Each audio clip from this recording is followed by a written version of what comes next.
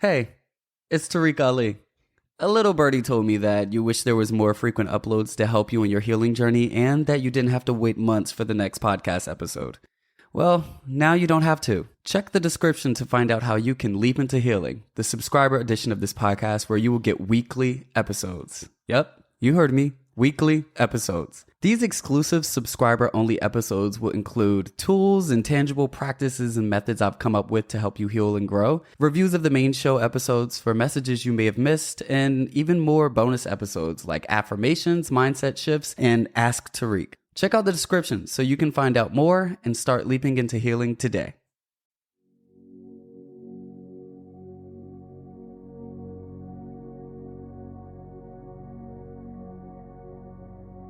Hello, beautiful people. Welcome back to That Conversation with Tarek Ali, a podcast where we have the hard conversations that help us grow. How are you doing?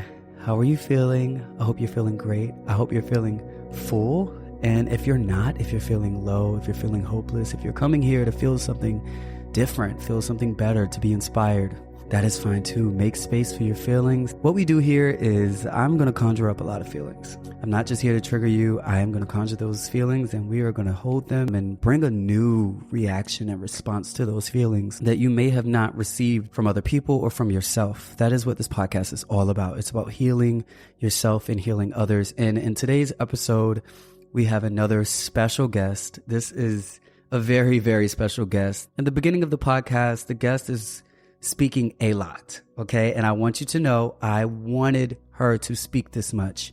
At some point, you're going to forget that I'm there, but it will all make sense. I'm only prefacing so that you can be aware of this as you are listening because it's something powerful about it.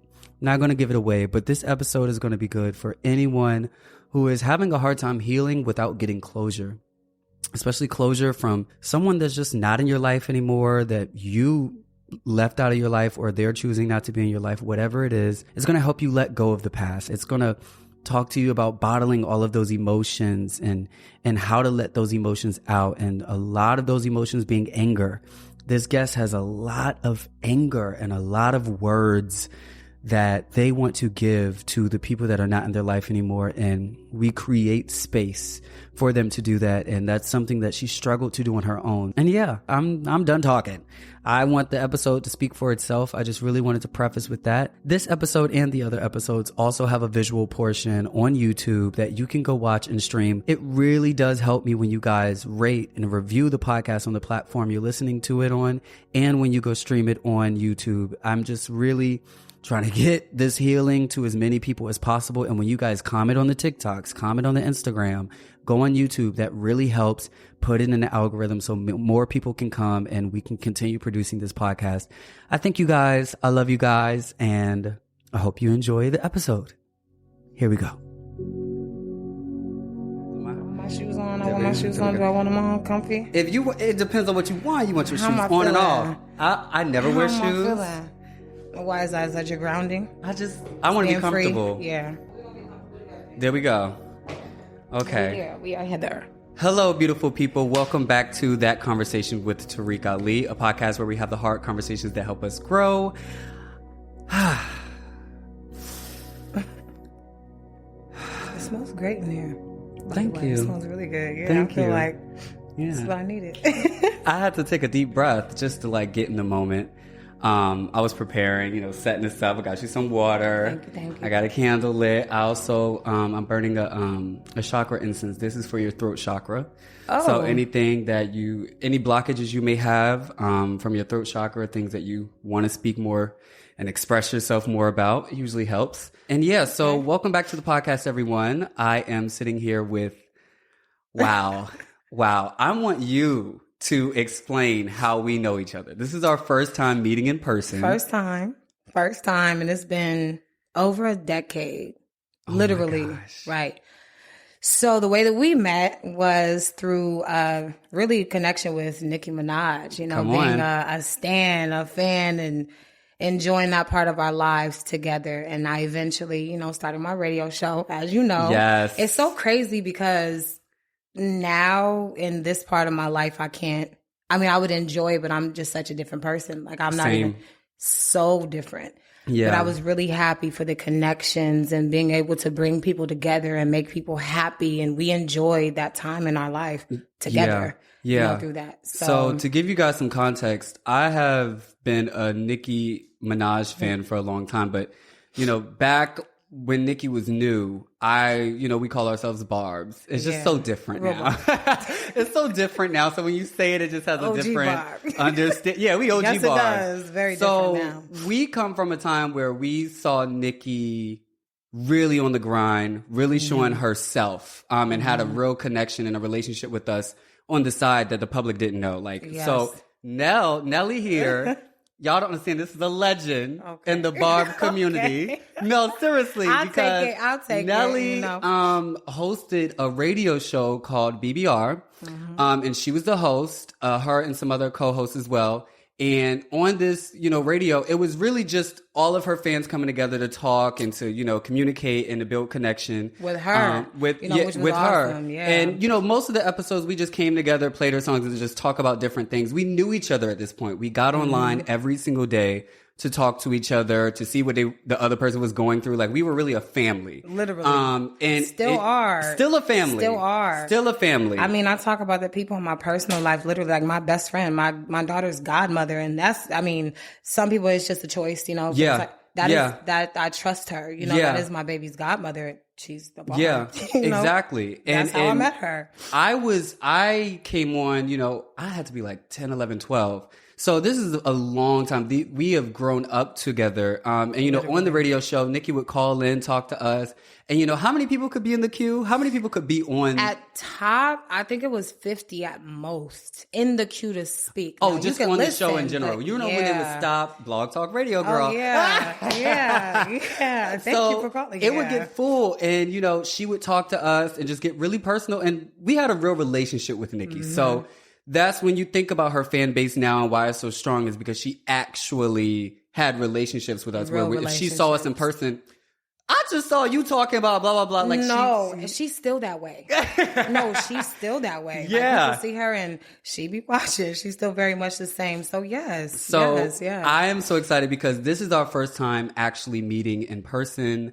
And Nelly has seen me before I even started making content, just as a person online talking about things I was going through and vice versa, just really a family. And that's why I film all of this, my podcast in my house. And I don't let people in my house, okay? And but it's so crazy because I just saw her coming up to my house and I'm like, I feel like I've met you so many times. It's different with us. It's different. It's different. And when, Nelly reached out, I've been posting clips and things online of the podcast. And Nelly just reached out and messaged me and said, I need to talk to you. And it wasn't even on a, let's do a podcast together. It was really just, I just want to talk to you. Yeah. And she was like, I'd be open to it being on the podcast. And I was like, you are a big part of my life and you've been a part of my life for a long time and I've never met you and I wanted this moment to be really special. I was like, let's go ahead and do it the podcast then. And some beautiful things can come from it. And I know you were going through some things. We don't talk regularly now. Yeah. We don't talk. Like, I have not spoken to Nelly like a conversation in probably years, honestly. Literally, I saved the old picture because I was laughing. Your old contact photo on my phone. You look like a different person. Literally, like, oh my wow. gosh. Like, your glow is just different. Like, you come into this person and it's beautiful. Okay, so let's get started. Beautiful. That was the intro. I want to know, how are you?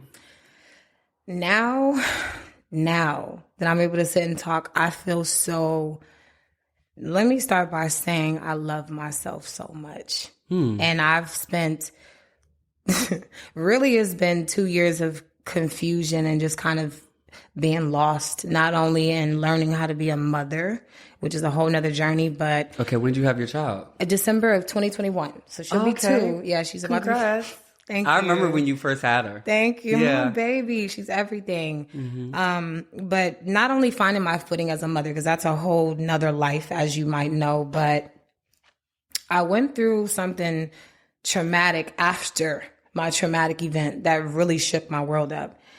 And in a nutshell, after I went through that traumatic event, I was blessed with a lot of money. I did a GoFundMe. I was in a position where I felt like, I don't want to put the burden or depend on just, my mother, or I wanted to figure it out. And this is what I think I should do. And when I did that, immediately after that event, I ended up homeless. And that was just how my cards were dealt. And I had to figure it out. And, although it did make me a stronger person, it was really hard to go through that, especially during my pregnancy. I don't have a home. I have nothing to give my daughter now. Everything I thought I was going to give her is not what is. And like my life literally was snatched from under my feet in an instant. And then I ended up homeless, which is a whole nother thing. I know you've talked about that before, so you know what that feels like. But at a certain point, because I was in that position, I was spending that GoFundMe money in the hotel. Thank God I had it, first of all, because it gave me the shelter, that I needed. And I went back to work at a certain point at the time. And I'm no longer, at this job, but I went back and there was a major shift. When I say major, people who I've been, and I mean close with for the last 6 to almost 8 years, yesterday would have made 8 years at that job.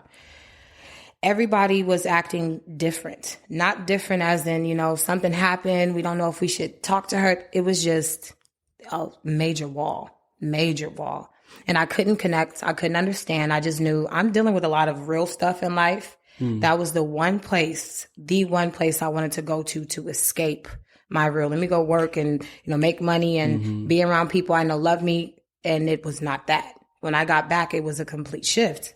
What's happening? There was one day in particular that an old friend, they had been going through something. And, I was kind of surprised that they hadn't reached out because we normally had conversations.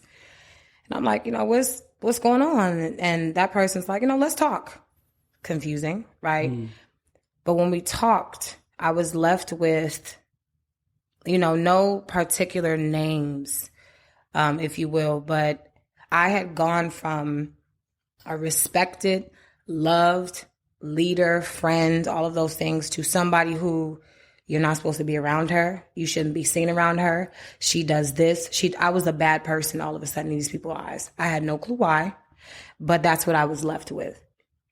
For me, I've spent a lot of time in my life, and this is where I open with loving myself, where I did not. We go through that, but I seek that validation in so many people around me. So when people showed me how they felt about me, wait a minute, I'm not this. I'm not important. I don't deserve love. I don't deserve friendships. I deserved all of those things, to be clear, in that moment. But that's what I was met with. Eventually, because of the discomfort, genuinely discomfort being around these people, knowing that, knowing what I was fed, that I wasn't a good person to be around. These are things that are being said, mind you, and I don't know why.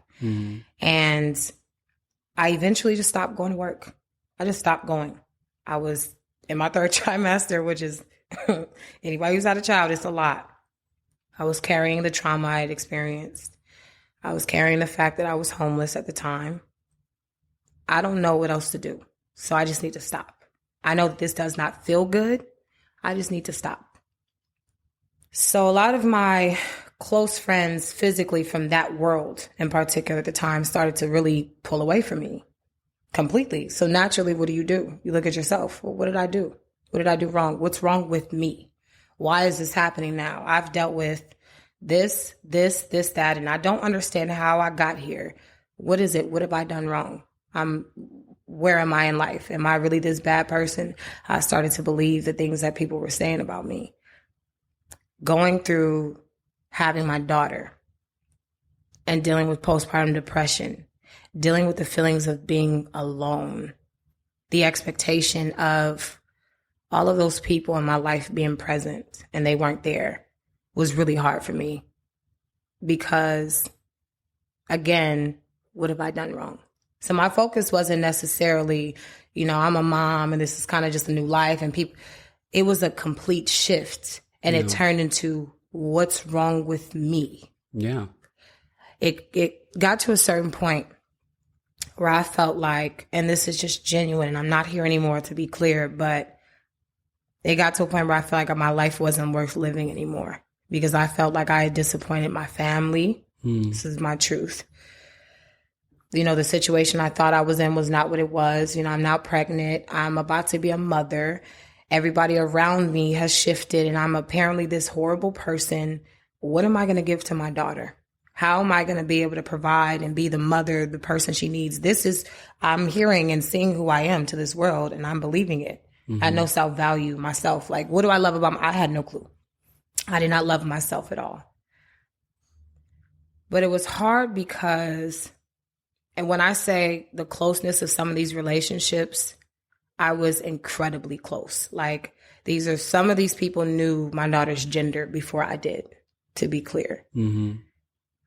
There were no conversations. I was blindsided literally into confusion. What did I do wrong? We had just come from a pandemic where everybody's in the house in their own worlds. I had done so much self-work, you know, just kind of looking at myself. How can I better myself? How can I be a better woman in general? I'd done all that work. And now 2021 started. I just did a commercial for Chick-fil-A, happy on a high. Then I got pregnant and then the shift happened. Yeah. And it came out of nowhere. What was hardest for me... you are going... Baby, I have a question. How many people do you talk about this with in your life?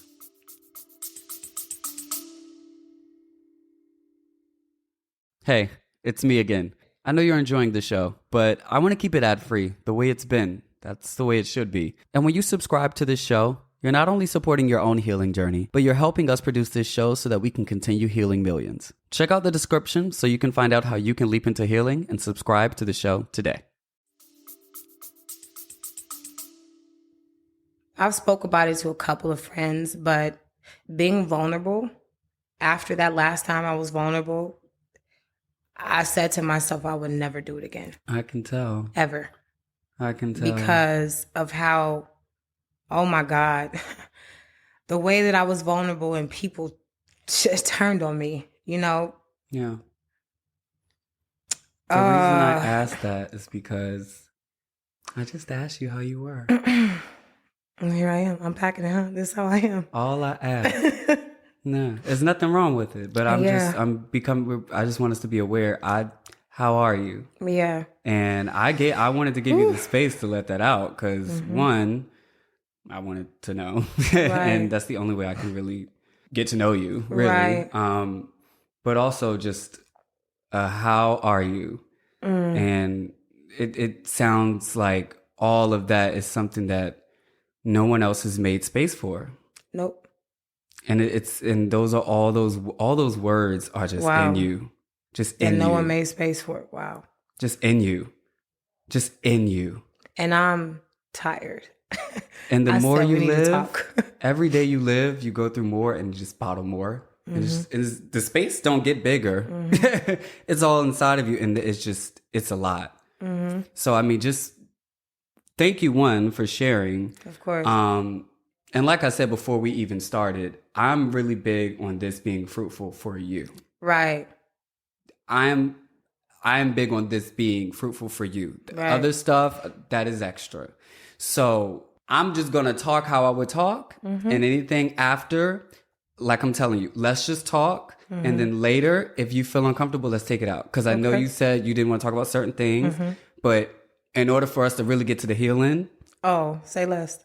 That you know, say less. Because, you know, when we talk about this shift and everybody, look, I've been in an abusive relationship with a narcissist.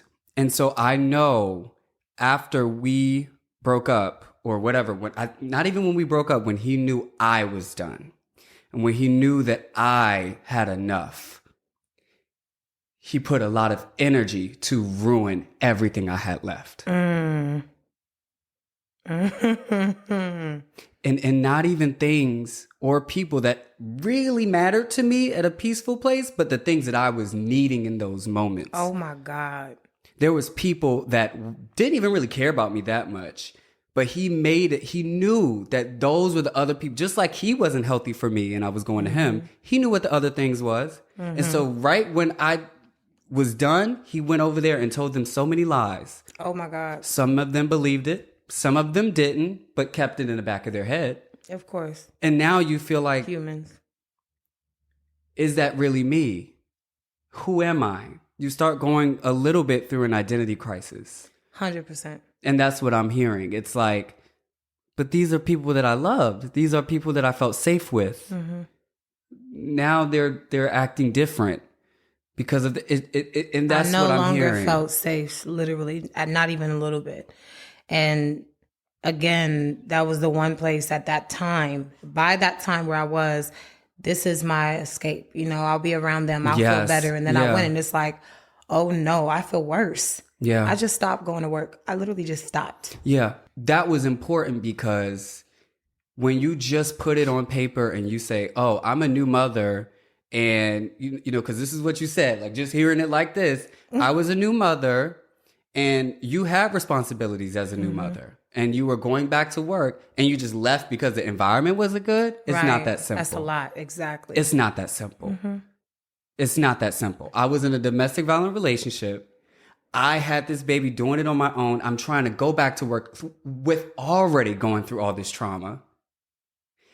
Trying to show up to work where this was my safe space and my escape. And now I don't even have that. You didn't just leave a job. You didn't just leave a job as a new mom. It's not that simple. I hadn't even had her yet. Actually, I was still pregnant and needed to work, you know, and realistically it was because I was in the hotel and that money was running. I mean, you know, it's not cheap, right? That's more than rent, depending on where you're at. Yeah. And I went because I had to. But all that to say, just like you just said, I stopped. It was bigger than just, I have nothing. Yeah. I have nothing. And I don't know where it's coming from. And not even to think about the identity change or shift that happens when you become a mother. Oh. Because you're not just a person anymore. Oh my God. Because I will never understand that because I'm not a mom, but I do understand psychology and identity. And I understand that it is different. You're a mother now. So having to go through that transition, that alone in a healthy state is a lot. In a healthy state. In a healthy state, that is a lot. And it takes time to get used to it, to learn. You think that you're being it's a lot. A large percentage of women go into postpartum. So it's like dealing with that while also having to deal with everything that comes after. Because if anything, for me personally, it was hard being in it. But after was one of the hardest for me. It was one of the hardest. I was scared of everything. Why? He did a really good job at making me think everything that went wrong was my fault. Everything. I feel that. You know, to add some context, it took literally a year, an actual entire year for me to even get a puzzle piece as to what happened. Because I had no clue. Yes. I did not know anything. I literally knew nothing. Nothing. So it was just, what did I do? What did I do? What did I do? And especially being a people pleaser, used to be really big on that. Me too. People pleaser, wanting to be loved, trying to love people into loving me because I did not love myself. I'm still, here. It's a journey. I'm still working on it. It's a journey. It's a journey. But a year after, I had a friend visit me and, you know, they were still associated essentially around, you know, people in this particular world. And I would pry any chance I got because I wanted to understand. Like what happened? Yeah. What do I do different? Because let's be clear, I carry these insecurities now in all of my relationships. Who's going to wake up tomorrow and do the same thing and decide I'm not worth it anymore? I'm not a good person anymore. They're just going to dog me. Who's going to do it next? That's what it feels like. A year later, there were three or four things. One particular person who I was very close to has stopped speaking to me. And this is just what was said.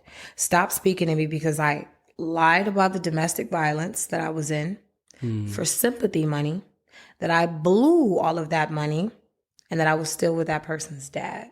None of those things being true, none of those things mattering, being anyone's business in the first place, but this is a perception that was put out there, right? Mm-hmm. So I finally had something concrete to take back, okay, let's talk about it. Like, is this what it is? Is this what happened? That person deflected from literally everything. But the one thing they did mention was the blowing the money thing, which instantly told me somebody somewhere made assumptions when I disappeared because life got real and I was trying to figure myself out. I couldn't even show up for myself. I could not show up for myself. I can't give nobody else anything. I had to do my thing and that was it. And when I got quieter, instead of drawing near, drawing near, they went and made their own assumptions and created this narrative. Now, if you help somebody, if you vouch for somebody and they get that help and then they just go do things irresponsibly, I guess I can understand having an opinion, I guess. But to take that narrative literally, not question me, don't ask anything, just to take a narrative because something looks a certain way, then it painted me in a whole nother image. I'm this person. I'm taking advantage of people. Oh my God, there were so many different things. Once I brought this, to attention, now all these grievances are coming up. Although they're prior, which this person said themselves, although this was all prior, why did it come up now? Yeah. Why did it matter now? What that conversation told me was that assumptions were made, a narrative was created, and maybe once they realized that they put their foot in their mouth, we got to find something else. We got to find another reason to have painted this picture. Yeah. So she did this. Mm-hmm. All things that have either been talked about and actually dealt with before, or B, things I had never heard. Mm-hmm. And now all of a sudden I'm this bad person.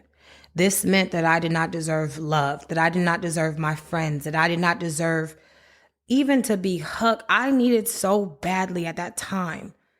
Oh my God, for them to just say, I love you and I'm here, you're going to be okay. To be clear, they showed up in the very beginning. In the very beginning, they were there. Specifically the people I'm, on my mind right now, the closer friends in the beginning. But once that shift happened, they were gone. And I understand now that it was because of a narrative, just a simple assumption that was made. But to have turned on me and at such a time, especially while I was lost. Yeah. I had no reminders. So we about to turn this in a different direction. Let's go. All of that was needed because I'm hearing so much. Babe, how recent is all of this? 2 years. It was 2 years ago. 2 years. I've learned bits and pieces of it, even the most recent thing being just a month ago.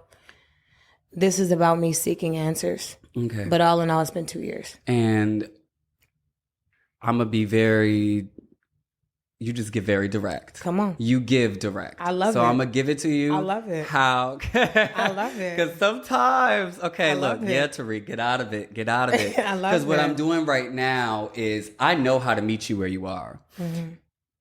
But sometimes I'm like, I don't want it to come off a certain, Tarek, get out of it. Get in this. Because I need to do what I do. You won't be able to move forward if you stay back there. Yeah. You won't. Right. Because the way that you're speaking about this, I would think it happened 2 weeks ago. Mm-hmm. And I know it hurts. Oh, my God. You have so much hurt. All I hear is pain because it's so many questions. Well, why would that happen? So you're making this. It sounds like an argument alone. Mm-hmm. It sounds like a conversation that you deserve, but you're not getting. Mm-hmm. It sounds like words that you want to receive from these people that you love. And I'm not using past tense. I'm not using past tense. It's okay to still love them. And I do. Because you're hurt. You're hurt. Mm-hmm.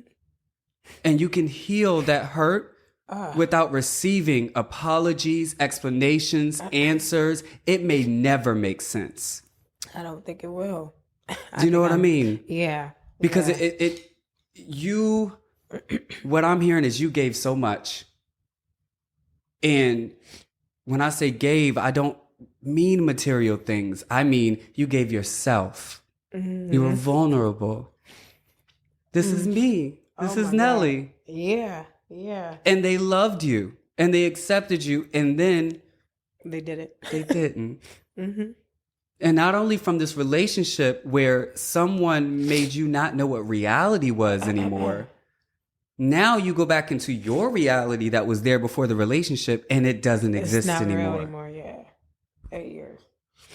So I see and I understand. I'm letting you let it all out and this happened and this person, but why would you? I'm letting you because I just wanted to see where you are, and you are still in 2021. Mm-hmm.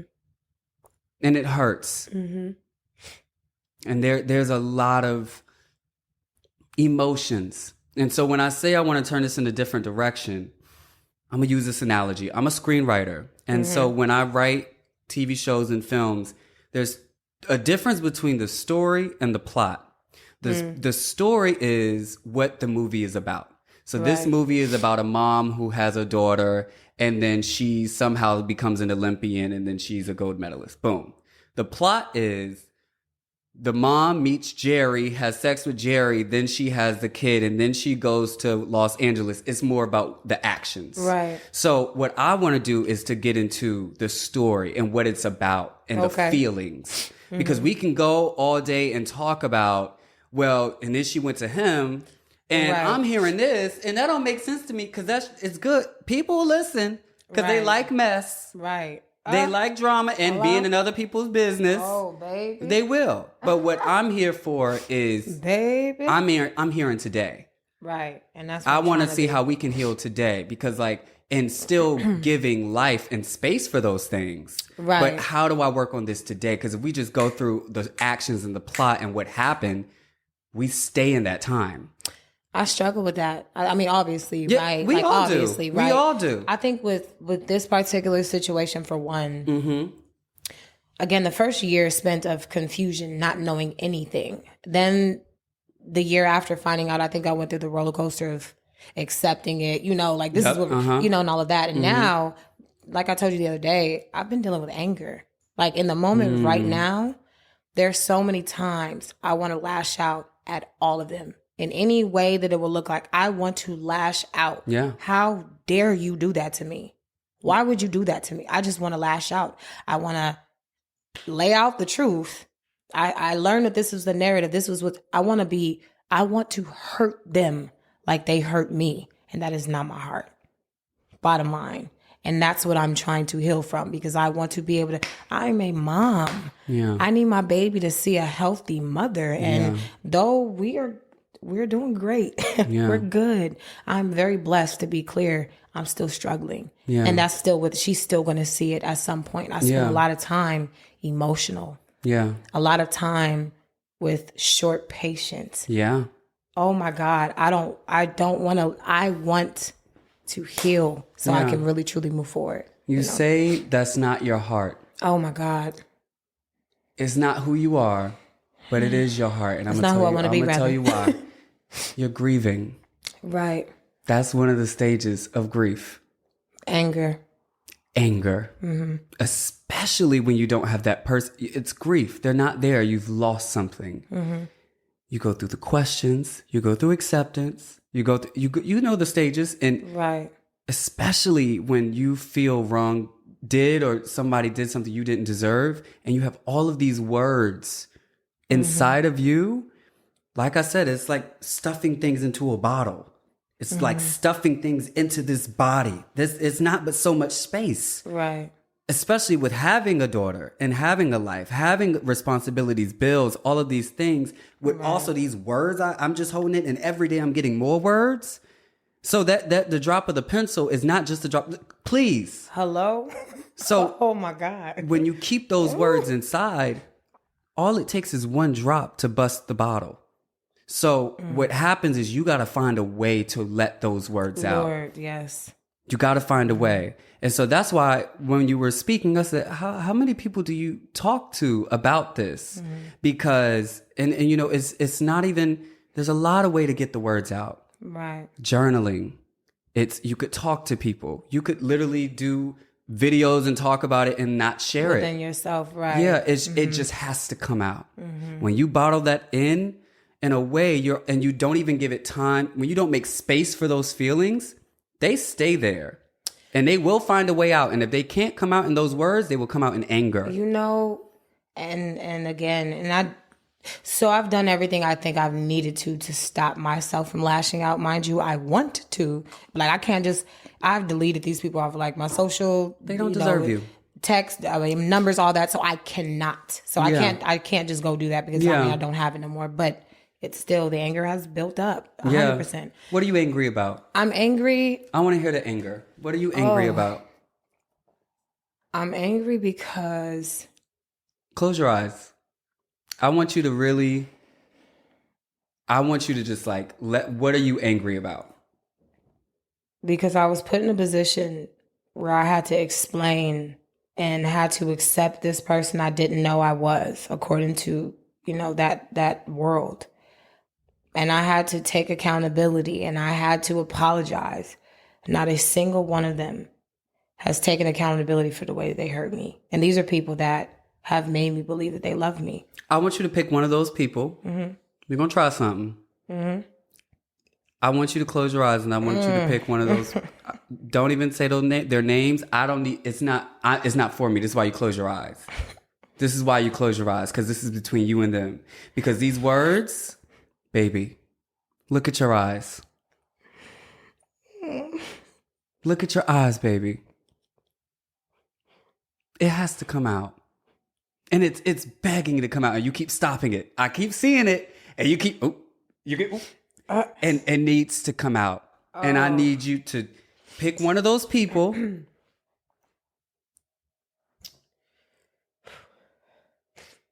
Do you think you can? I'm here to heal. I want to do whatever I need to. Okay, so close your eyes. Mm-hmm. And you don't have to tell me the person. Don't say their name if you don't feel. I'll bleep it out, whatever.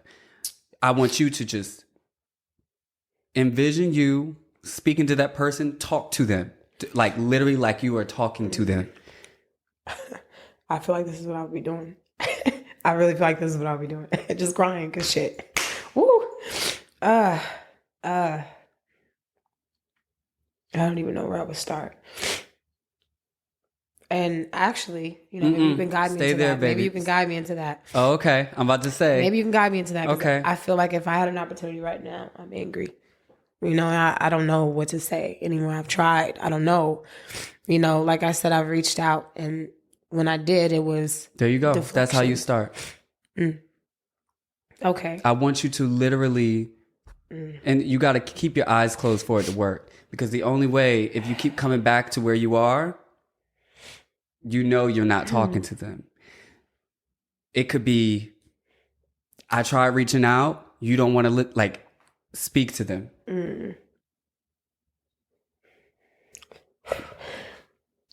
I needed you.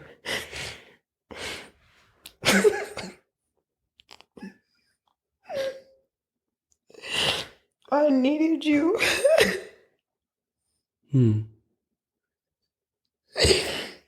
Oh my God, I needed you so bad. And you abandoned me. You left me.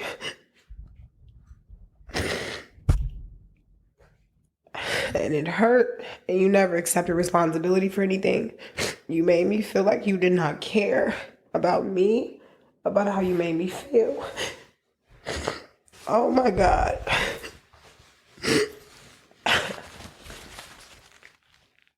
Keep going. You got more in there. You got more in there. Give me your hand. You got more in there.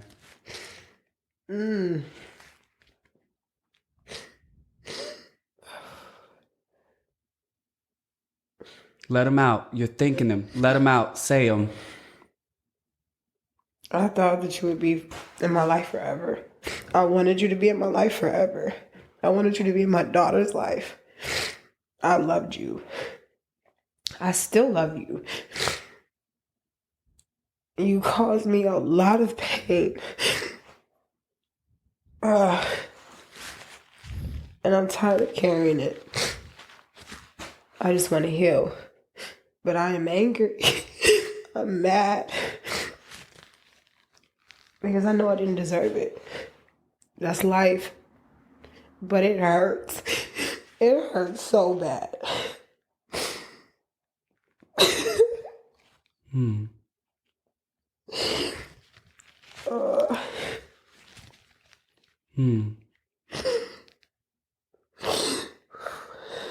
As you envision that person, what do they look like now that you've said all that? What does your mind show you that person looks like? What does it look like right now that you've just shared all of that with them? I see a wall. I see a wall. I see a wall. That's it. And how does that make you feel? Angry. I see somebody committed to not hearing me. Not wanting to hear me, not wanting to take accountability, not wanting to accept the hurt, and not wanting to change it. Fix it. I don't know what to do with this shit. Yeah. And I just see a wall. That was beautiful, babe. That was beautiful. Ooh, I knew I was gonna cry, but baby. I'm so proud of you. I'm so proud of you. Because I know you didn't want to do that. You wanted to do it, but you didn't want to do it. And I'm going to tell you, because let me tell you something. Those words need to come out. I'm so happy you did that, because I think what that just showed us, you said you were angry. You are angry. But anger is a secondary emotion. Under that is pain. You hurt. You just want love. That's it. You don't want to fight. You don't want to fight.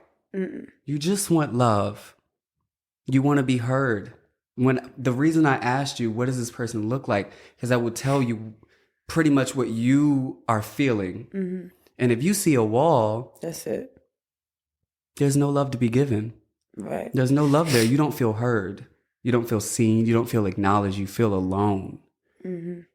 So the things that you need are all of the things you're not feeling. Right. What you need is to feel seen, to feel heard, to feel loved. That's what you need. That's how you fix it, how you heal it. Right. And the thing is, people think if we go to that person, maybe if we change this wall, get behind the wall and get to the person. No. If it's a wall, it's a fucking there. wall. Right. Let that be a wall. I think I'm in need of learning how to heal. I mean, it's like learning, how to heal without closure. Yeah. Or without an apology. Yeah.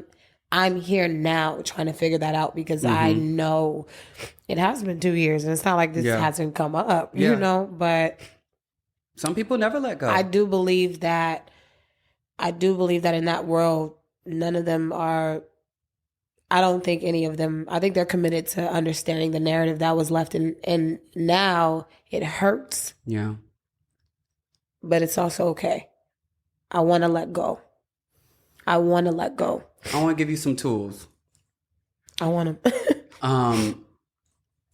The only way you'll move forward, there's a couple things. The only way you move forward, stop hypothesizing about what they do and don't think. What their lives look like, what they think about you. Don't water that plant anymore.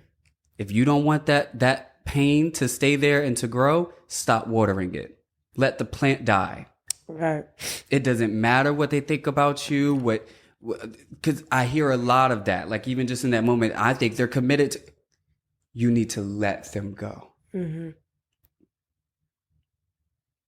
have to grieve. I think when you accept that you're grieving, and when you understand grieving is like someone died.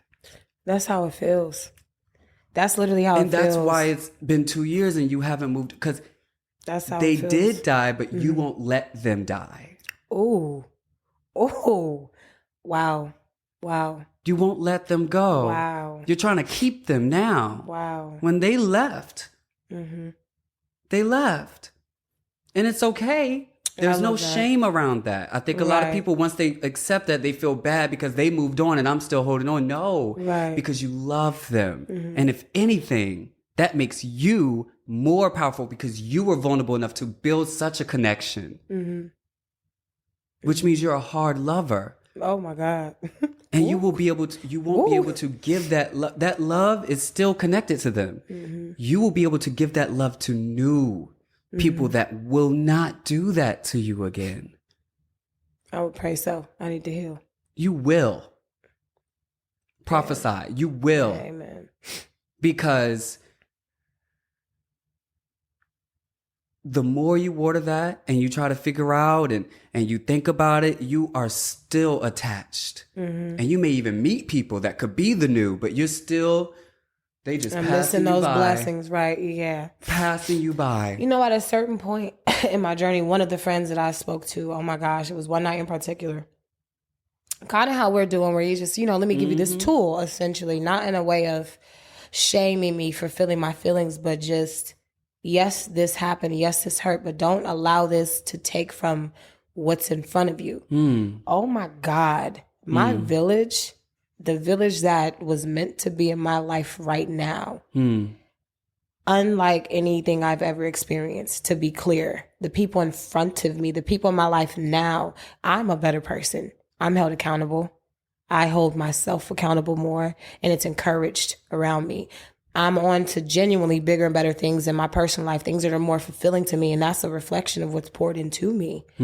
So my village around me now is incredible. And going back to that comment, they stopped me that night in particular to remind me to be present and look at what's in front of you. Don't spend so much time dwelling in that pain. Allow it to be, but don't forget that you have us here. And that really grounded me in that moment, truly. And from then on, even if it were a matter of if they're taking offense, to me being so stuck here, essentially, wake up and really see them here while they're here, and embrace them. And it's been a beautiful journey in that regard since, because again, I can recognize my village is insanely amazing. That's beautiful. Insanely. I mean, from, and even me and my mom, we've struggled, but we here now. My mom and I's relationship is much better, and my inner circle of people close to me who are really in my life, in my daughter's life. Oh my God. It almost makes it like, what you hear crying about, literally, because I'm good, but it hurts. Yeah. It hurts. You good and you not okay. I'm good. And we can put that all on the table. I'm good. Because sometimes it's like a black or white, but it's all on the table. And so look, I don't just give a tool, it's a toolbox. It ain't just going to be one thing, because yes, that was the first. I started with that because that's where you start. But it's way easier to say, you got to let go and look forward and be present. It's so easy to say that, girl. You could find a TikTok to tell you that. Of course. Okay, girl. So that's one of my mom's favorite things. You can't stay there. Exactly. And now this is another tool in the box that is something I practice that helped me. I lost friends or had people that, I felt like did me wrong, and I didn't have the chance to have a conversation. It was like, how do I move on if it's just me here? Right. There's no closure. So something that helped me was I have a happy place. And I have the beach, and I also love parks. I love nature. So it's about finding your happy place, somewhere that you just feel safe. This is your spot. This is your place. This is your thing. Okay? You go there because, one, you already feel safe because this is your spot. Right. And I put on voice memo, and I literally, what you just did, I did. And I said if you was to get on the phone with them right now, make your list, bitch, because you did this and you did, bitch, I mean, go off. I mean, just everything you have to let it out. Don't let anything, don't be like tomorrow, I should have said, get it ready. Right. Get it ready. I put that voice memo on and I let it out. Because when we don't let those words out, they stay there. So I needed to let them out. I needed to say how you hurt me. This is what I wanted from you, crying and then pissed. Like, I had to let that all out. And when I put that in my voice memos, that in a way was me putting it there. It had to come out. I think that's what's happening for me today. Because my question, especially knowing I was coming to do this, and I thought particularly, what do is there a way that I want them to respond to this? No. You really don't. No. You realize in that moment, I don't really care what you think. No. Like no, like, and I'm glad that that's not something I'm trying to prove, like to make myself. I don't know. Care. Yeah. I need to do this for myself now. Yeah. Because I need to move the fuck on. Yeah. I'm tired. Yeah. I'm tired. And most people, all people confuse having emotions for a person, meaning that you care in a way of like, I want to stay attached to you. I want to fix it. No. I don't want nothing I don't want me, honey, child. People shy away from the emotions because they think if you're crying about it, that means like, like, oh, you care, you still want, but no, it's emotions. You're still hurt. You still love them. You can love somebody and know that you don't want them in your life, or, maybe just in the season, whatever it is. It's separating what it looks like, what people think, and what it may mean from your emotions. Letting your emotions and feelings just exist. I'm hurt and I'm pissed and I have this to say and I need to let it out. And when we sometimes give it to other people, that's a lot. Sometimes trauma is not for everybody. Trauma dumping. Some people start, judging you because it's a lot. So there's different ways. There's journaling. There's a voice memo. I think it's good to let the words verbally out when you have that much, because in a way you want a conversation, and because you feel like you're robbed of that, you want to kind of give yourself that conversation. And what I did was, after I did that, I put that voice memo, and then I had a moment with myself. I put the phone down, okay, I didn't have that talk with that person. Now, Tarek, because we have to also, it is not just about me and this person. It's also about the relationship I want with myself. Tarek, that was hard. Everything I'm telling you right now, that was hard. I'm proud of you. And I know you're going to still think about them here and there, but we're going to try to move on, okay? I'll talk back and forth with myself. I'm telling you, we have the power to heal ourselves. And we do it. See, our body does it already. I'm a scientist. So when we get a cut, our body's already working on healing. Right. Literally. We have to do that with our brain. We have the ability. Right. We have the ability to heal ourselves. And that's literally all I'm trying to help people do, is like realize, hug on yourself. You need a hug? Build a relationship with yourself. And in that moment, I was like, Tarek, I'm proud of you, because you're really trying to move forward. And then every time, because like sometimes people, once you think about them again, you start beating yourself up. Like, move on. Girl. Be graceful. The triggers are insane. And I hate it because... How do you respond to those triggers? I get mad all over again. At what? Do you get mad at yourself or the situation, or that it's still on you? What is the... Well, what I've taken from this now, and this is the part that I'm really proud of too, just in this time, when I say I love myself, I really love myself now. And that is so free. I did not love myself. And it's not to say, I didn't love myself. Yeah. I didn't love myself. I really didn't I didn't love myself. I didn't, so like now, like down to, what are those things that I love about myself? And I think how I got here was really breaking myself down from that situation, trying to, figure out what I had done. No, I'm not a bad person. I'm intentional. I care a lot. I love hard. I show up for people in ways that not a lot of people do. I go overboard and it makes me feel good. That's a beautiful thing to just do so out of the kindness of your heart. Yeah. That is who I am. I am that person. That's who I am. I'm not who they told me I was. I'm still mad because how dare you? I believed it. I placed my value in these people. I've done that my whole life. If I have a lot of friends, if I have, people who really love me and they show up for me, that means that I deserve. I was not telling myself that though. It didn't come from me, Johnell, the core of me. I didn't love myself. When I look in the mirror now, genuinely, I love myself so much. Like I see beauty. That is beautiful. Oh my God. And I know you do. And this was work. I know you do. You've done work. Oh my God. I know what work sounds like. And for you just gave yourself you took the time to learn those things. Yeah. Not even just to become aware of it. Okay, I do go overboard. I do love real hard. And it's not a shameful thing. It's like, I love that about me. That's just who I am. That's and I great. see it in your smile. That's great. And that shows me, one, you've done, because that takes work. Society doesn't teach us to love ourselves in that way. It's vain, it's cocky, it's selfish. So when I hear, and especially the way you're talking about yourself, I know you love yourself. And I don't want you to think that this situation with how, you're still grieving with these friends or the relationship, that takes away from any of your self-love. It don't. Okay, good. It don't. Okay, good. I had to make sure. And that's, for me, it confirms where I'm at. I can still, those things can exist. I am still mad. Yeah. I am still upset. Yeah. I still think about those people and I get mad. Like I told you, I still want to lash out often, but I still love myself. So I have a question. Yes. What part of you, because there's this thing called the internal family systems.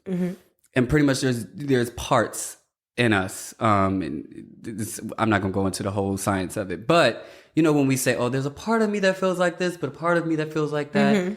Using that system, I sometimes can identify disconnects. Because this Johnell, that I love myself. And with the shake of the head, girl, I know I love myself, girl. You ain't going to get me to not like my...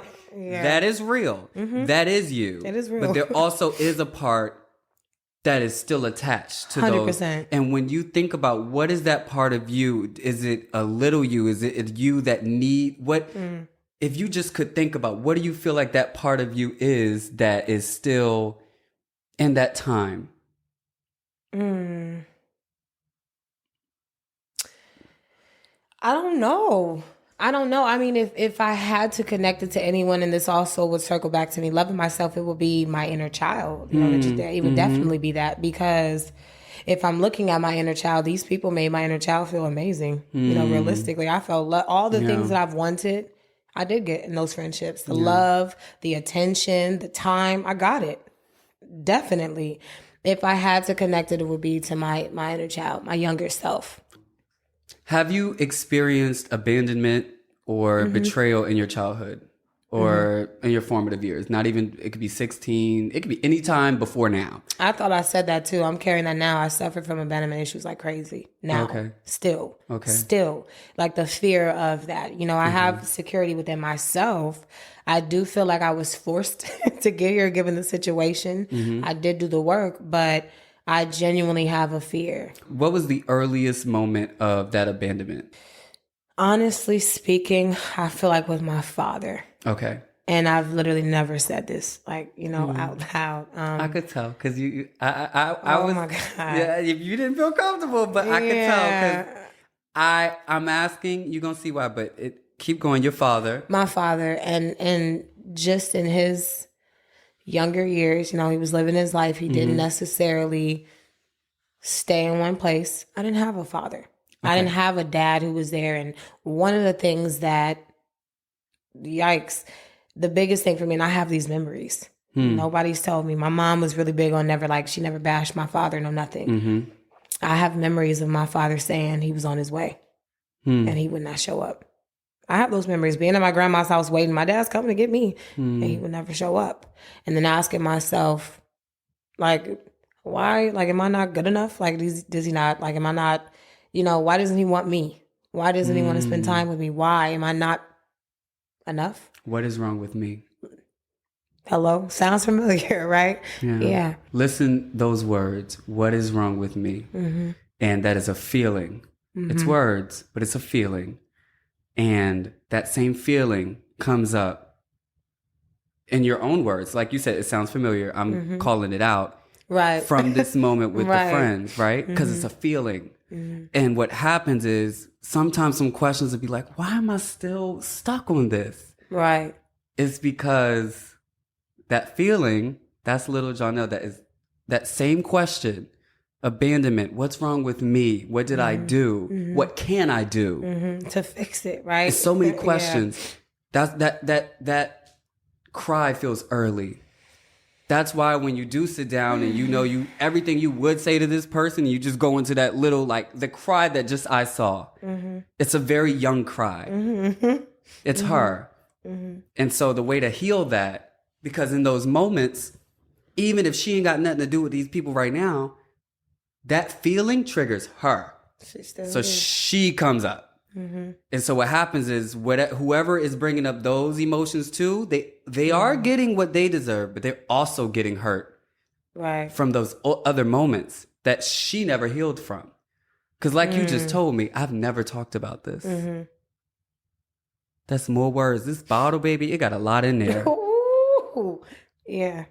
And so when you wonder, the frustration, just anger or the emotions, and that's why. Because you have to go and heal. Mm-hmm. You have to heal. Mm-hmm. Johnell 2 years ago and that Johnell and that's going to be a lot. Yeah. And this is why I tell everybody, just because it's good to identify what you need to heal, because you'll know in different moments, oh, okay, this is that. Boom. And you know how to evaluate, or I need to have some space from this person. But not everybody is in the place to heal it. Right. Because that's work. I mean, it's a lot. Because when you open up that bottle, that doesn't just stay in the 30 minutes you do it. Mm-hmm. You're going to think about it all day. It's going to take away from your sleep, your appetite, and if you don't have the circle around you to support you, maybe you don't have a therapist, you don't have friends, maybe you're already going through a lot, it's not a good time to do that. Mm-hmm. So I'm never like, oh, you need to heal. It's knowing I do need to heal, but I'm taking my time. Right. Because you still working on 2 years ago. But I'm just bringing it to your attention because we know now that feels early, that's why it's so difficult. Right. To heal this one right now. That makes sense. It's more than just that. That makes perfect sense. Do you know what I mean? That feeling it's been here so long and you're adding on to it. So it's going to be hard. And so I think when you also understand that, you can give yourself grace, because it is going to take a while, because you in that category. You in that, you over there. So a deep rooted wound. A deep cut. Yeah. Deep cut. So it's going to take some time. And I think just knowing that gives you more grace and understanding for yourself. Mm-hmm. Because in these moments also, when you go to heal yourself and you have this conversation, maybe you do the voice memos or journaling and you're doing it, now when you close your eyes and you hug yourself, envision that young Johnell. Because these feelings are coming from her. Right. So she's going to heal from 2 years ago, and then maybe heal another thing, and then another thing. You're going to realize she's holding all of these things because you trying to move on. Because like right now, you're like, I love myself. Yeah. And then you just get in these moments of like, what the hell? I feel icky. No, really. And it just be like night and day, kind of. Definitely night and day. A disconnect. Hello. That's her. Yeah. That's her. Yeah. That's her. Mm-hmm. And it's finding her and hugging her. And every time she gets more healed, and to a point where she's just going to be smiling and running around. Yeah. Literally. Yeah. That's the process. And I deserve it. Oh my God. She deserves it. Yes, she does. She deserves it. She does. She deserves it. Because what's going to happen is those triggers don't go away. Right. What happens is today you feel abandonment and maybe unhealed, right? I haven't worked on it, or I'm still working. Right now, say it's triggered, she's going to be crying, a little kid. Mm-hmm. The more you heal her and you hold her during those moments, 5 years from now, you did the work, a trigger, she gets scared, you be like, baby, it's okay. She'll be like, okay. Mm-hmm. Talking to and you move on with your life. Yeah. You move on with your life. This person left? Okay. You know what, speaking of going back to it being the inner child, the younger version. Mm-hmm. I recently, and I have not even scratched the surface of this either, but I recently talked to my dad, about it. God. I mean, he's in my life now. He's a grandfather. He's a great grandpa. He loves the hell out of my daughter, which is like, oh, what's this for me? But he's here. He's present. But when I brought up these feelings, my dad deflected too and didn't accept responsibility. I mean, that's a lot. It's a lot, right? Yeah. So I have to also realize that, but that feeling of, nobody's validating these feelings. Nobody's validating these feelings. Exactly. It just doesn't exist. No, this is real. I guess I don't believe myself. What is it? I don't know. But I didn't get what I wanted from him. So I also shut down. I knew I addressed it. He didn't respond the way I wanted to. You had to make a decision. You want to have a relationship or not? Choose a delusion, right?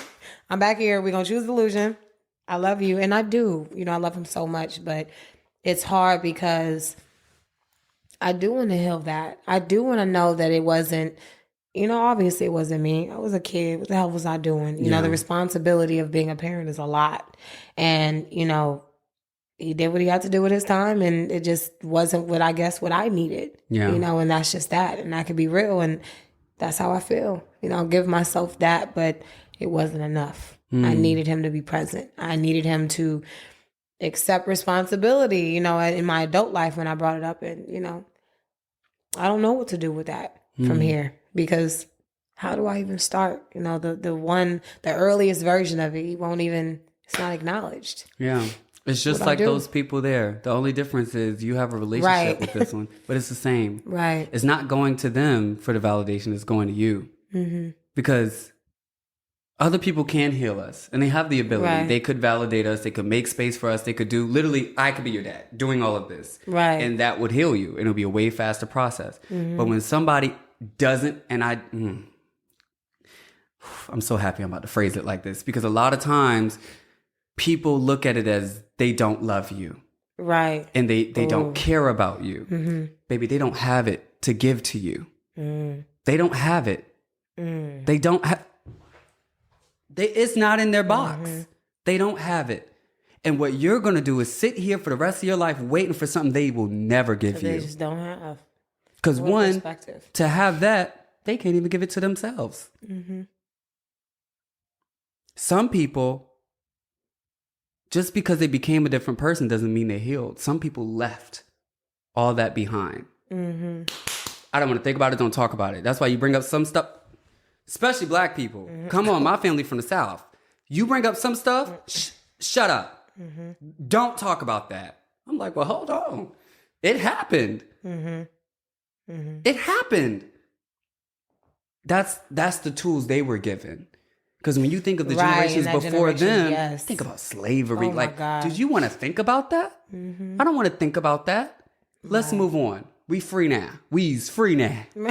Okay? So, and that's the compassion. Right. But it's understanding you will never get that from that person, so you don't go to them, you go to yourself. That's why, it's healing yourself. And so when you say, how do I do that? It's the same with the friends.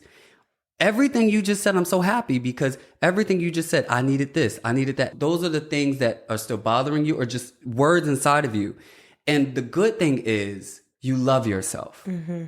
When you love yourself, you know how to give love to yourself. So when in the moment where that little girl comes up, right, and she's telling you all these things, and she's like, maybe I did something wrong, because you love yourself. Be like, no, baby, you didn't do anything wrong. Mm-hmm.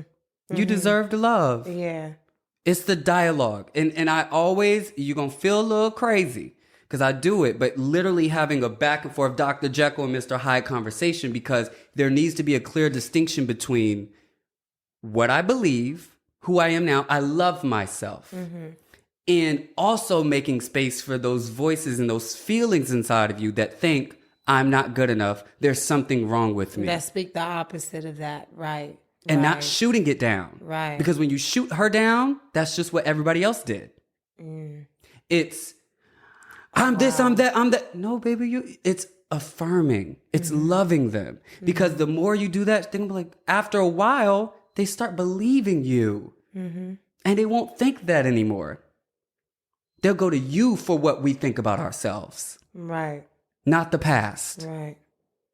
You feel me? Yeah, I do. That's beautiful. That's beautiful. I mean, and I can do that now. I can. Yeah. Actually. Yeah. Because I am here. The present me. Yeah. Oh my God. Like, I can tell you love yourself. Oh my God. Like, no, really, because I also did inner work. This is not to say that I was some, perfect saint, never made. I make plenty of mistakes. Absolutely. I do plenty of things that hurt people. The difference with me, if you know me, to know me is to know I don't want to hurt anybody. Exactly. And my intentions are always pure. That is my truth. Yeah. I can affirm myself now because these are my truths, and I've had the time to do all the work and break myself down. I love the hell out of who I am now. Not only me as a mother, just me as an individual. I am a wonderful person, and I genuinely do not need any external validation for that. And for myself, that is more than I can ask for. That's more than I can ask for. I've never been that person. Yeah. I'm here now. It's I'm here beautiful. now. I'm here now. And it that's is the best way in the literally world. a large part of the work. I mean, Right. because this would be way harder to do if you didn't love yourself. Because that's the first stage. Like, once you learn how to love yourself, when you go back to those parts and those inner children that don't love themselves, you know what to say to them. Because I actually loved myself. But when you don't love yourself, those voices that tell you you're not good enough, you just believe it. Right. And so you've already done one of the the hardest part, I think. This part now is just a practice. It's just about every time it comes up, not letting it win, being like, no. Right. Telling myself what I believe and not letting the voice win. That you already did the hard part. Because once you learn that you loved yourself, girl, you just got to grow it. It's a plant. It's a plant. You just got to keep watering it. I know now, truly just placing my value within myself. I think that was the biggest thing that I took from all of this. Because why do I feel this way? Naturally, of course, you care about people who love you. You care about naturally, right? But why is this so hard for me? Yeah. Why is this flipped my world upside down again? What the hell? Yeah. Why? Yeah. Well, because I believe what they're saying. I value them. So what they're saying is what it is. Exactly. No. And you're touching on something. Look, this podcast could keep going. Look, we're going to make this the last word and then we're going to close. But what you're speaking about is so important because the people we keep close to us and around us, they matter. And when they matter, what they think matters. And when you keep people around you that don't think good things about you, you hold a lot of weight on what they think. Right. 100%. So it's really important that you are very intentional about the people around you because, and I literally just learned this this clearly in a way of like actually putting it in action this year because I had so many people that were like, I love them and I know they love me. There was even a person I know loves me. I know loves me and I love them, but their judgments and the things that they thought about me because I held them so close. I would know I don't believe whatever they're saying, but because they were so close to me, what they thought mattered, and I started adopting a lot of those beliefs. Because they were so close to me, I had to get them out of the circle. And you can love from a distance. That's what that is about. I can love you, and you don't need to be in my inner circle. The only people that need to be in my inner circle and people who make me feel great. And it's not about having yes men around you. Oh, hello. It's about having people that want the best for you around you, not judging you, trying to understand you, wanting to understand you. Curiosity, jumping to curiosity and not judgment. Curiosity is how we build connection. Judgment is how we push people away. So if you just feel constant judgment and you don't feel like you can just exist, you don't need to be around me. Right. Because the whole idea is that people around me should make me grow, should make this light lighter. Right. And if you're not letting me exist, if I don't feel like I can exist around you, I'm just shrinking. You know, it's very interesting you're saying that now, thinking in perspective. I could have made other people feel that way myself. Like they were shrinking. Absolutely. And like they couldn't grow. Absolutely. 100%. And that's okay. you know? Yeah, absolutely. Because I do that for some people too. There are some people I know that my existence makes them feel smaller. Now, I make space for everyone. This is really just who I am. Like, girl, this is literally how I am all the time. I talk to my doctor like this. Literally. She loves me. So I know I'm doing what is needed to give people space, but I can't control I can't control what goes on in people's minds and in their feelings. Right. You know what I mean? So if somebody's already feeling small in their life, I may be another reason of why. And I can't control that. And so it's just like, I may be that for someone else. But I can't change that. And it's not changing myself so that they don't feel small. That's their side of the street. That's something old me would have done. That's something old me I did 100%. Do. I just stopped doing 100%. That. I dimmed myself a lot. I'm very powerful. Very powerful. Hello. Okay. I am. Oh, I am. I'm so powerful and I'm so confident. And I'm so loving and nice. And when those don't go together. And so people, it just doesn't mix. And some people just create an image of me. And I had to just like, just go over there. Yeah. Because it just doesn't work. You just don't mix with everyone. And I just had to learn that and not change myself because I like making people feel comfortable. And so I would just be like, well, okay, maybe if I just don't share all of my ideas or say everything I want to say or share all of my power, they'll feel comfortable. But it's not my job. That's not my job because I want to be me. 100%. Because we love us. Right. We love us. Right. So and I don't want to cap that. Okay. You know? So I love that we end on we love us. Yes. So, and do. I want to hear from this conversation what you got from this conversation, and let's just keep it simple. What did you get from this conversation? I'm on the right path. Absolutely. I'm on the right path. What I've taken from this is to be more intentional, you know, with speaking to younger me, who is the one who is ultimately carries that hurt. That's where it started. Being more intentional with her and letting her know we are safe because we are. Yeah. We truly are. And I want to say that again.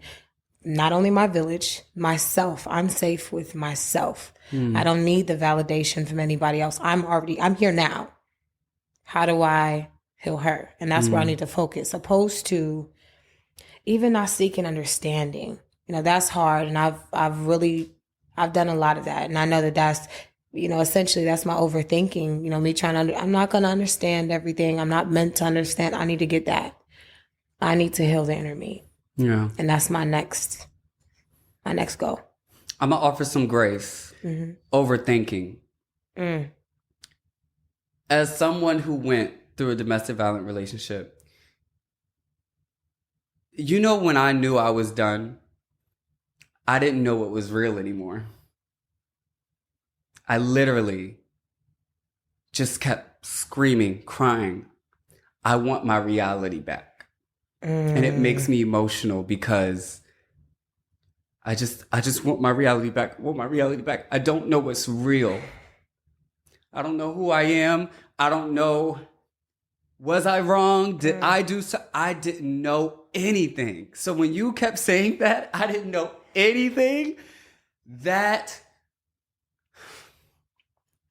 was, I just want my reality back. And I knew the only way, I didn't even know what was real anymore, but I knew that this person made everything unreal.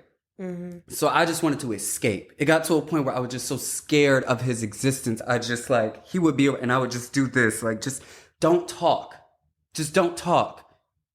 And after that, not knowing what's real anymore, it's like I came back to the world and I had to figure out what the fuck is real. Do I really care about people? Do I really? I mean, just asking like a child, having to relearn the world again. So when you say overthinking, I don't think that you're overthinking. I think you have all these questions and you want understanding because in a way you want to piece all of this together. Right. You've lived a life before that person. You knew who you were before that person. Right.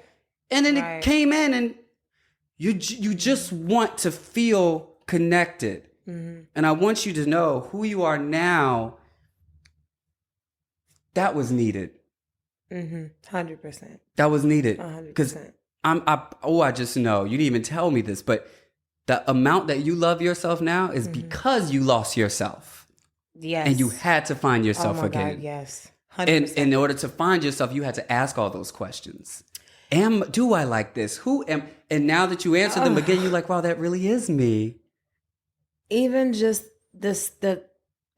oh my God, like even just the way I operated then naturally, oh my God. Like it's almost like for myself, like, damn, I'm a little embarrassed. Like, you know, like, oh my God. Yeah. Even who I was, I'm so proud of myself for being here. This is somebody I genuinely would be proud to put out in the world. Here I am. Yeah. I was a firecracker wanting to prove something. I'm here. You're going to hear me. I was just trying to fight and become somebody who meant something because I was not telling myself that. Now, oh, baby, we good. We good. I can be vulnerable. I can have these conversations. That's another thing. I said, I'm not going to be vulnerable no more. That's not me. Yeah. That's not me. God. Yeah. We couldn't get into that truly. That's a whole nother conversation. Yeah. God told me that's exactly who I am. I have to tell my story. I'm a healer as well. I'm in the business of healing, which is why I said, let me connect with another healer because the healer needs healing too sometimes. I need help. I need to figure this out. But your voice is powerful. You were on a mic years before I was. Yeah. So that doesn't just go away. Right. And this healing is just bringing you back. Right. It's just bringing you back to reality. There you go. Yeah. And all of those words inside of you, you're getting them out and getting them out the way so the words that you need to give to other people can come out. Mm-hmm. It's like a little soup with all the letters right now. It's just shit from over here, just get all the shit that don't need to be here so it could just be all the things that God is giving to you. Oh my God. All the things that God is giving to you. He doesn't need that mixed in with all these words you need to give to that person. Get that out. Get that out. Mm-hmm. Because I'm giving you so many words and it's getting confused. So we need to get that out. Right. So that you can hear my voice and know exactly what I need you to say. That's what he's saying. Okay. No. Like now look, we could keep talking all day, but look, y'all. Thank you, Nelly. Thank you so much. So much for coming. Great. So look, I know the audio was working the entire time. Mm-hmm. I know the video is on, but I did not refocus it when we started. That's okay. I told you I really was here for you. And I'm like, that is extra. If God willed it, it will be. Amen. And so, but I'm just like, thank you so much for coming. Mm-hmm. Thank you. Before I even clicked the button, he was like, look, okay, now this and this. And I knew it was more of a protection thing. It wasn't I knew what it was. Yeah. And I was like, okay. I was like, she gonna see it. The healing power, girl. We're here to heal. Pull it out. And you did that. Right. You literally healed yourself also in this moment. Mm-hmm. You allowed yourself to go to places you didn't think you were gonna go. You allowed yourself to express things that you didn't before. Several things. Mm-hmm. And these are things that need to come out, and I'm just so proud of you. And I thank you because so many people are going to resonate with this. So many people. And you have no idea that this is your strength. 100%. And you're offering your strength not only to yourself and your inner child, but the millions of people that it will touch. Amen. It will give them people that I told myself I would never be vulnerable. They're going to try now. Mm-hmm. They're going to call someone. They're going to ask for help. Yes. Literally. Yes. So thank you. I want to hug you. Yes. Let me hug you. Yes. Oh, but thank you guys. I hope you guys have a great day. I was like, I forgot I was doing a podcast. But yes, this was That Conversation with Tarek Ali, a podcast where we have a hard conversations that help us grow. Please make sure that you rate and review and you like and you share. And yeah, y'all go ahead and heal yourselves. Let me hug you, Nelly. Thank you. Thank you. Thank you so much. Of course. That was great. Hey, it's Tarek Ali. A little birdie told me that you wish there was more frequent uploads to help you in your healing journey and that you didn't have to wait months for the next podcast episode. Well, now you don't have to. Check the description to find out how you can leap into healing, the subscriber edition of this podcast where you will get weekly episodes. Yep, you heard me. Weekly episodes. These exclusive subscriber-only episodes will include tools and tangible practices and methods I've come up with to help you heal and grow, reviews of the main show episodes for messages you may have missed, and even more bonus episodes like affirmations, mindset shifts, and Ask Tarek. Check out the description so you can find out more and start leaping into healing today.